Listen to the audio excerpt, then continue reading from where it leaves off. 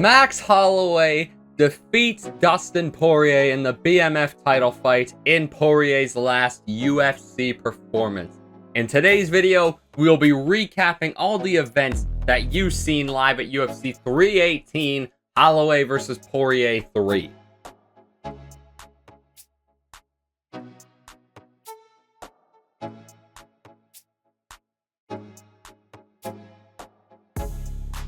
What's going on, ladies and gentlemen? Welcome back to a brand new video here on the channel today. Welcome to a brand new series I'm going to try and start reacting to UFC pay-per-views. Like I said to you guys in the last pay-per-view prediction video for this very fight card, I want to make some more UFC content, and I think this is a good start.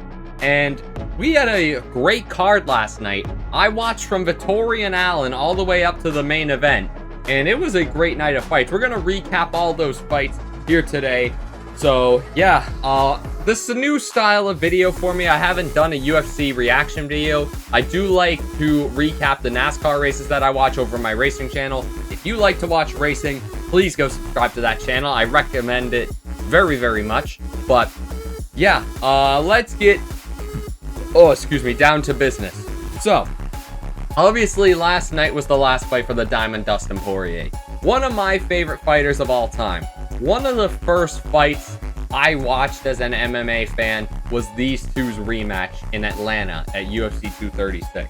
2018 was like my first year of UFC, but if I go back through the years of my first memories as a UFC fan, those final two fights on that night for the interim titles of Holloway versus Poirier and Gastelum versus Adesanya were two of my favorite fights of all time, just because they're so nostalgic for me. And those are two of the fights that really made me as big of a fan as I am. Like, the first pay-per-view I ever watched was George St. Pierre versus Michael Bisping. I'm a Canadian, so I just watched it mainly for George St. Pierre. And yeah, then I got into the UFC more. Then the first one I started to pay attention to was Holloway. Well, actually, ironically enough, was when Holloway stepped in to fight Khabib on short notice, and he pulled out. Then it was Khabib versus Raging Al. So it was that whole fight week that was my first proper fight week as an MMA fan. I want you guys to take that into consideration as you're watching this through the video too. Like, that was kind of crazy. But anyway, I've been a big fan of Max throughout the way, and watching Dustin fight over the years and go tit for tat with some of the biggest and brightest names in the sport, never backing down, always staying true to himself. That's a huge thing to respect, man. Dustin Poirier, I got nothing but respect for that guy. I mean, of course, Max got the dub last night. I figured Max would get the dub, but even then, like, Poirier had some great moments, man. That round two, that was probably one of the best rounds I've seen in MMA. Like, Holloway getting the knockdown early on after getting a kind of, I would rule it a knockdown, but he got that knockdown in round one, and yeah, he got that one in the beginning of the second round. And then everybody's starting to think it's like, this really isn't good for Dustin Poirier in this situation. And then Dustin Poirier goes and jumps the ghillie after knocking down Max in that at the end of that second round. And he almost had it too. I love Max Holloway to the core. I wanted Max to win just because I love him more. And I mean, I wanted Dustin to win just for the sake of his career and the amount of respect that I have for him. These are two of my top 5 favorite fighters in the ring. Like, arguably top 3, but for me, Max will always be number 1. I'm a big Stipe guy. I'm a big Cleveland guy too, but Max will always be my number 1. But I had the fight 4 rounds to 1 for Holloway. I mean, I can't remember exactly which round I had for Poirier. I mean, you could argue the 4th round was Poirier's. You could argue the 2nd round was Poirier's. I think it's 4 rounds for Max Holloway, though. I can somewhat see a 48-47, but, like, still, I think Max won the fight fairly convincingly. He did what he needed to do. I mean, Dustin had some great moments, but the amount of respect I have for Max to just say, hey, this isn't my moment. This is Dustin's moment. Like, he just basically said, thank you, Louisiana, gave the mic to Dustin, respected him, and left it to be his moment because he knew it was his moment at the end of the day. Like, that takes a different level of man. To just get a win in a massive fight like that, put yourself back in title contention. Honestly, you could argue that Max is the #1 contender at 155 pounds. The Poirier fight was at 145, guy. You could argue Max Holloway, after beating Justin Gaethje and Dustin Poirier back-to-back at 155, you could argue he's next in line for the title. I want you guys to think of this. I think this would be awesome. You put Arman against Ilya, and then you put Paddy versus Holloway on the same card. Dude, the winner gets a title shot, losers fight each other. Maybe loser fights Justin Gaethje. I don't know, but like, man, that was epic.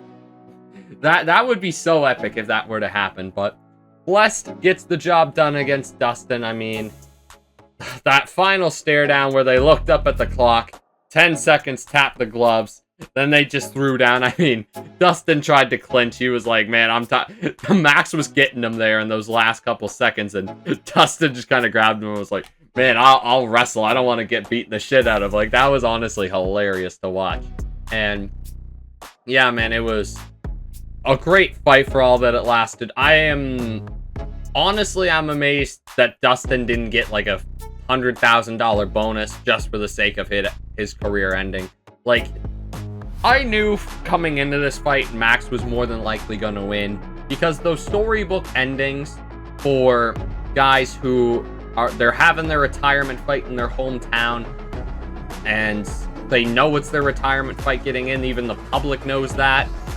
It's pretty, like, those never happen.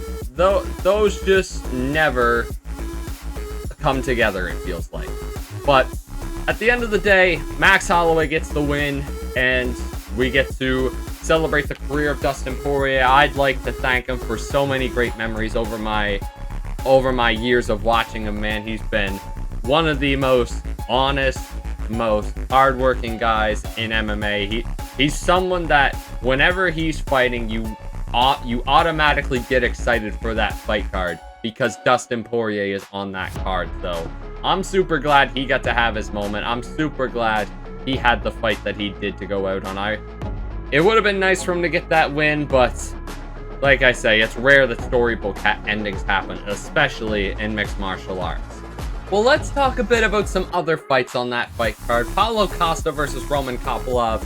Honestly, very dominant performance by Paulo Costa. He looked like vintage Paulo Costa out there. Like, that looked like the Paulo Costa that I seen pre-Israel Adesanya.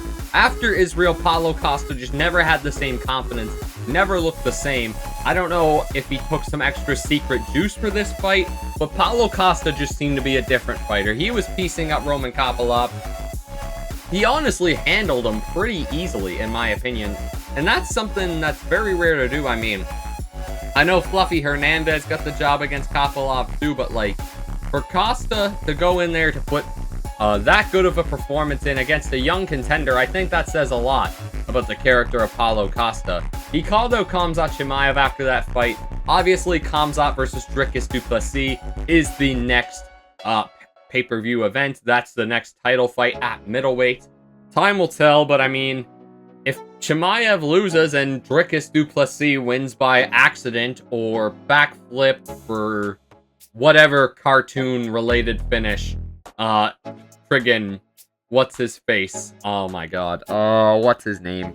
Dricus du Plessis would win. I said it earlier. How do I forget it? But yeah, just looking back at it, man, some of the shots Costa landed with, especially, one thing that really impressed me was how he handled a southpaw fighter and made him fight his game, especially making that outside angle for himself where it's a better position for him. The timing, the counter strikes, especially the timing on some of those counters were unreal. Paulo Costa looked great, man. I gotta give him some credit. Same with Daniel Rodriguez, man. First guy to knock down Kevin Holland is Daniel Rodriguez twice. Like, god damn.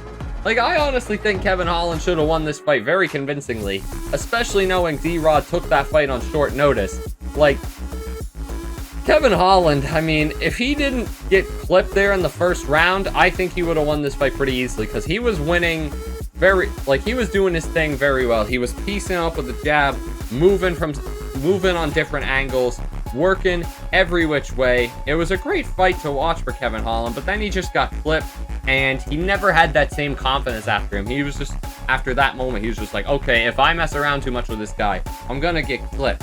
Got dominated in that second round. He got clipped again. He got dropped twice in the first 2 rounds. He made a great comeback there in that 3rd round, but it was just too little too late. And I think if he would have got off the bottom in that 3rd round, he would have got the win. But at the end of the day, that is mixed martial arts. Congrats, Daniel Rodriguez. That's a big win to have in your resume. That's really going to build him up at welterweight. But it's going to be interesting to see where those guys go from there. They may even run that fight back. I don't even know. I doubt you'll see that fight ran back for another couple of years, but time will tell, I guess.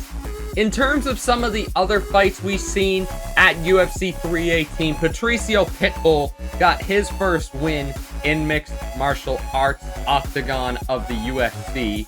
I was about to say Pitbull got his first MMA win. No, he didn't. He wouldn't be on a UFC pay-per-view if it was his first UFC win, or his first MMA win. But yeah, good win by Pitbull. I mean, honestly, I got bored a lot of this fight. I checked my phone a fair few times during this fight. I mean, Pitbull caught him once, and then that's when he started to let his hands go. Dan Ige actually had a really good take on this fight going into it. He said to John Anik before the fight, he said, like, or a couple days before the fight, he said something like, Pitbull doesn't really throw until he's got you hurt. And Pitbull has the power to hurt you. I mean, he'll just kind of move backwards, move side to side, pop up the jab, counter you, and then when he sees you hurt, he lets his hands go. He'll try to snipe you, pick you apart, knock you, or put you out when you're down, sort of thing. And Pitbull, he played Dan Ige very well in that fight. I mean, Dan Ige's a tough bomber of a guy, and he's not an easy guy to beat for anybody. But yeah, good win for Patricio Pitbull here. It's going to be interesting to see where he goes with his career from here. Like, who do you put him up against? I mean, do you give him a short notice fight next week? I mean, Evolov just pulled out. Maybe he can fight Aaron Pico. Just saying, they probably fought before in Bellator. I don't know off the top of my head. I'd have to look that up, but hey, maybe you could do that fight from there. But hey, Pitbull got a win against Dan Ige. That is a very, very good win. And how about Michael Johnson? I didn't have much faith in Michael Johnson going into it, but hey, old Unk still got it. Unk still got it. How about Michael Johnson, eh? He beats Daniel Zellhuber by decision. When he dropped him in the 2nd round, I believe it was, I was like, oh, damn. Okay. The Menace still got it. The Menace still got it. How about that from Michael Johnson, man? I think he put on a really good display against a tall opposite stance fighter. Guys, how many Orthodox versus Southpaw matches were on this card? It was a lot. It was a lot of opposite stance fights that whole time. And yeah, I honestly think Michael Johnson did the best. I mean, considering how tall Zellhuber was, like, that's no easy task. And the range he had to deal with, that's a very good win for the Menace, man. Yeah, that drop came in the middle of round 2. It was a left hook with a or a right hook with an overhand, or a straight left behind it. I was like, that was a great combination there by Michael Johnson. Great finish there. Well, he didn't get the finish, but he got a decision win. If you bet on Michael Johnson to win by decision, you probably brought yourself home a bag, so fair play to you. I did not see that one coming. And the final 2 fights I watched on the pay-per-view were Lockdog Vinicius Oliveira and Kyler Phillips. Let's talk about this fight a little bit. I mean, Kyler Phillips had a really decent first round. Kyler Phillips was bouncing around. He made himself look very present in the moment. I thought he did the first round very well, very smartly, in my opinion. Like, that was a good work by Kyler Phillips in that first round. But dude, he used up all his gas in round 1. He gave Vinicius Oliveira everything he had in the first round. Like, Vinicius Oliveira, he's just walking down, like, hands down. I mean, he pretty well evaded every shot that Kyler Phillips had. And then Kyler Phillips only landed like 3 strikes in that second round. Like, he looked completely gassed and out of it. He made a bit of a comeback in the 3rd round, but Oliveira was just piecing him up in those last 2 rounds.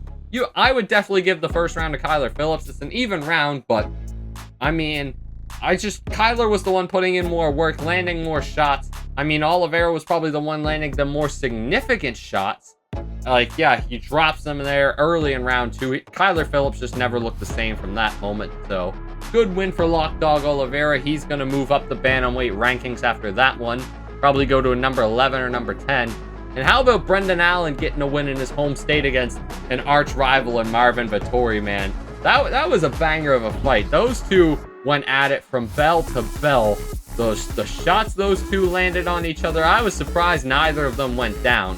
But that was a tough fight for both those guys, man. They just stood in the center and traded it out. It was a very good technical war. And for someone who appreciates the technique and the true martial arts of MMA, that was a very good fight. Those kind of fights don't come around a lot. So, good win for Brendan Allen. And I mean, you could have argued, I mean, Vettori probably should have fought better. I don't think he did enough to win that fight, but yeah, I would say Brendan Allen deserved the unanimous decision win. Got the dub in New Orleans in front of his home crowd in home state Louisiana. At least the Louisiana crowd got a hometown winner. I mean, well, I didn't get to watch these fights, but did Nikolai Veternatenkov, I think is how you say it, picked up a split decision win over Francisco Prado. Good win for him. Damn, that's a cool camera angle. I was just looking on the UFC X feed to see some angles for the fight. I heard Abeta Gautier, he got a performance of the night, didn't he? Like, what was it? A 7th straight 1st round victory. I didn't get to watch this one, but this dude sounds like a dog. I'll say that. And, oh yeah, Islam Dulatov or whatever. Isn't he the GQ model? He got his win too. Jimmy Crute got himself a dub. Good for him. A submission dub at that. How about big boy Jimmy Crute? Ryan Spann got a dub. Good for him. A submission dub at that. I didn't expect Ryan Spann to be submitting people. Bruno Ferreira got a submission win. Man, there were a lot of subs on the early prelims. And who else fought? Oh, Carly Judas, she got a win. Good for her. And yeah, that is UFC 318 in the books. Let me know your guys' picks for UFC 319, Duplessis versus Chimaev, in the comments below. And yeah, what's your favorite memory of the Diamond? Let me know that in the comments down below. I mean, it sucks he didn't get the win, but the whole card and the whole night, the whole moment just feels like a win for Dustin Poirier. Whoever's decision it was to play My Way by Frank Sinatra on his exit out of the ring couldn't be any more perfect, man. Couldn't be any more perfect and any more fitting for Dustin Poirier. Great win in New Orleans for the great overall night for the Diamond in New Orleans. I mean, hey, that's MMA. You can't win them all. Dustin knows that better than anyone. And yeah, on to Whitaker versus DeRayner next week. I'm going to try to do my reactions for every pay-per-view. I definitely will try to watch that Whitaker-DeRayner card. That is a banger of a card. But yeah, guys, let me know who you've got for Duplessis versus Chimaev in the comments down below. And yeah, guys, I'll catch you guys around. Let me know how I can improve these MMA post-fight reviews.